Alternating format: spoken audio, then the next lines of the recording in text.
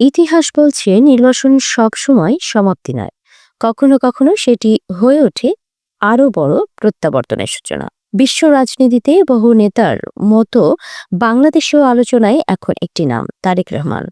২০০৭ সালে গ্রেফতার, ২০০৮ সালে চিকিৎসার জন্য লন্ডন যাত্রা, এরপর টানা প্রায় ১৭ বছর বিদেশি অবস্থান। রাজনৈতিক দমন-পীড়নের কারণে তার দেশে ফেরা অনিশ্চিত হয়ে পড়ে।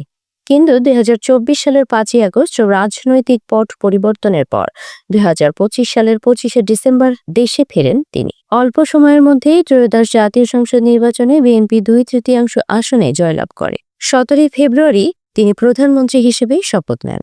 এ যেন দীর্ঘ নির্বাসনের পর রাজনৈতিক পুনর্জন্ম। নেলসন ম্যান্ডেলা, তার ২৭ বছর কারাবাস। মুক্তির পর ১৯৯৪ সালে দক্ষিণ আফ্রিকার প্রেসিডেন্ট, কারাবাস থেকে রাষ্ট্রনায়ক। আয়াতুল্লাহ রুহুল্লাহ খামেনি ১৯৬৪ সালে নির্বাসনে যান। তুরস্ক, ইরাক, ফ্রান্সে দীর্ঘ ১৪ বছরের বেশি সময়। ১৯৭৯ সালে দেশে ফিরে ইসলামী বিপ্লবের নেতৃত্ব এবং ইরানের সর্বোচ্চ নেতা হন। পাকিস্তানের প্রথম নারী প্রধানমন্ত্রী বেনজির ভুট্টো সামরিক শাসনের সময়ে নির্বাসনে ছিলেন। ১৯৮৬ সালে তিনি দেশে ফেরেন। ১৯৮৮ সালে পাকিস্তানের প্রথম নারী প্রধানমন্ত্রী হন। নওয়াজ শরীফ সামরিক অভ্যুত্থানের পর নির্বাসনে যান, পরে দেশে ফিরে আবারও প্রধানমন্ত্রীর দায়িত্ব গ্রহণ করেন। এছাড়া ফ্রান্সের নেপোলিয়ান বোনাপার্ট ও চার্লস ডি গল, রাশিয়ার ভ্লাদিমির লেনিন, মিয়ানমারের অং সান সুচি প্রমুখ নেতা নির্বাসন বা বন্দিত্বের পর ফিরে এসে দেশের শীর্ষ ক্ষমতায় আসীন হয়েছিলেন।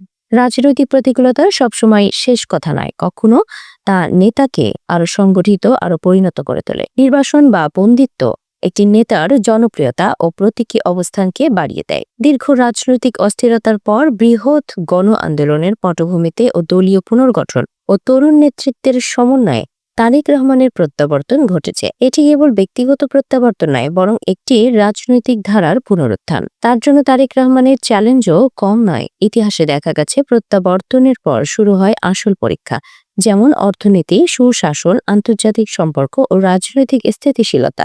এসব ক্ষেত্রেই প্রমাণ দিতে হয় নেতৃত্বকে।